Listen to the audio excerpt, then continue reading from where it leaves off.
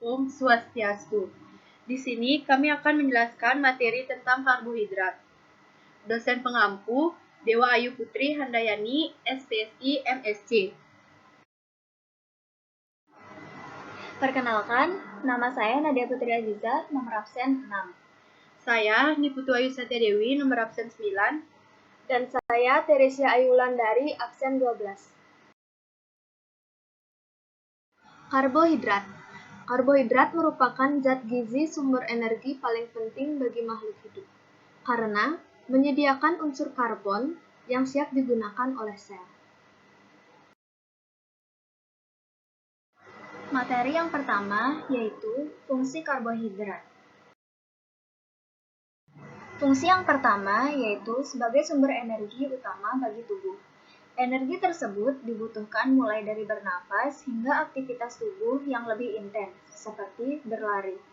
Selama proses pencernaan berlangsung, sumber karbohidrat akan dipecah menjadi gula, kemudian diserap oleh saluran cerna dan masuk ke aliran darah.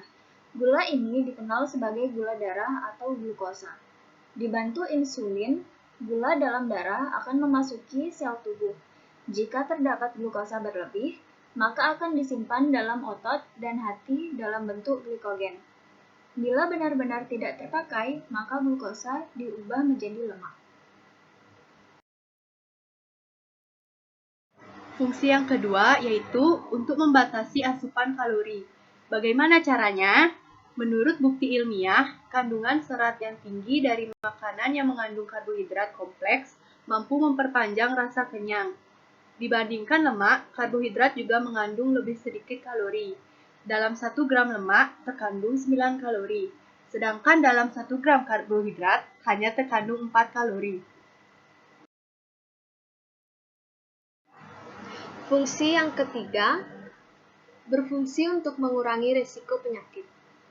Hal ini berdasarkan bukti dari beberapa penelitian mengenai serat pangan dari biji-bijian utuh yang diduga mampu menekan risiko penyakit jantung, obesitas, diabetes tipe 2, dan menjaga kondisi kesehatan organ pencernaan. Sumber karbohidrat yang kaya akan serat pangan antara lain adalah sayur, kentang atau ubi yang dimasak dengan kulit dan biji-bijian utuh.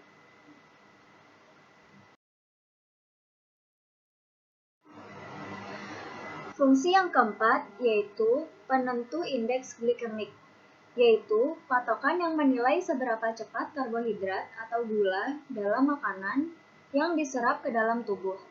Semakin tinggi indeks glikemik, maka semakin cepat makanan tersebut meningkatkan kadar gula darah, sedangkan makanan dengan indeks glikemik rendah lebih lambat dicerna tubuh dan tidak membuat gula darah cepat naik.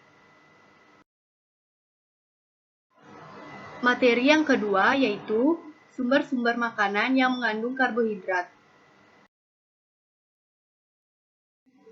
Sumber dan jenis karbohidrat. Yang pertama ada jenis. Karbohidrat kompleks membutuhkan waktu lebih lama untuk diproses dalam tubuh jika dibandingkan dengan karbohidrat sederhana.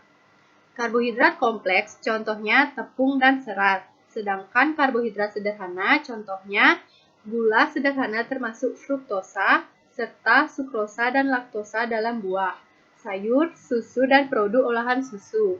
Yang kedua ada sumber.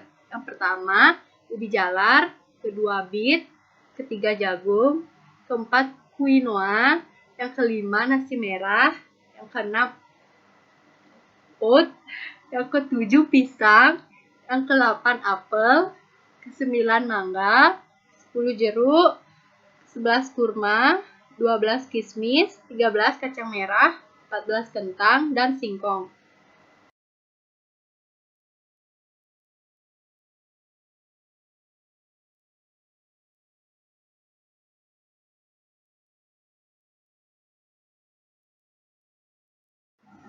Materi yang ketiga yaitu dampak yang ditimbulkan apabila kekurangan atau kelebihan karbohidrat.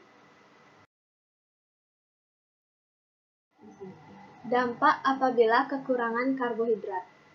Yang pertama, berat badan turun. Penurunan berat badan diartikan sebagai penurunan massa dan lemak tubuh. Hilangnya protein, massa tubuh tak berlemak, dan substrat lain dalam tubuh. Yang kedua ada rentan terhadap flu. Lemahnya daya tahan tubuh akan membuat Anda mudah terkena penyakit flu. Tubuh juga akan mengalami lemas, mulut kering, mual, dan pusing. Yang ketiga, mudah terkena penyakit jantung dan diabetes. Menurut American Heart Association, kekurangan karbohidrat akan meningkatkan kadar kolesterol dan memicu risiko jantung, diabetes, maupun stroke.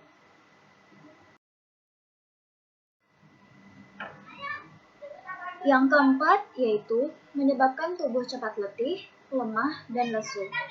Ketika tubuh kekurangan karbohidrat, ini dapat memicu menurunnya energi dalam tubuh dan menyebabkan tubuh cepat menjadi letih, lemah, dan lesu. Yang kelima, mudah terkena depresi. Jika tubuh kekurangan karbohidrat, hal ini dapat menyebabkan munculnya perasaan depresi dan pikiran yang kurang tenang. Selanjutnya, dampak apabila kelebihan karbohidrat. Yang pertama, obesitas atau penyakit kegemukan. Karena tidak seimbangnya konsumsi kalori dan kebutuhan energi. Kelebihan energi di dalam tubuh disimpan dalam bentuk jaringan lemak. Ada beberapa penyakit yang meningkatkan prevalensia pada orang yang menderita obesitas seperti penyakit kardiovaskuler, termasuk hipertensi dan beberapa jenis penyakit lainnya. Yang kedua, diabetes mellitus, penyakit gula, dan penyakit kencing manis. Diabetes mellitus merupakan gangguan metabolik yang bersangkutan dengan karbohidrat glukosa. Pada umumnya disetujui oleh para ilmuwan dan para peneliti bahwa dasar dari penyakit ini adalah defisiensi hormon insulin. Sekian presentasi dari kami. Om Santi Santi Santi Om. Thank you.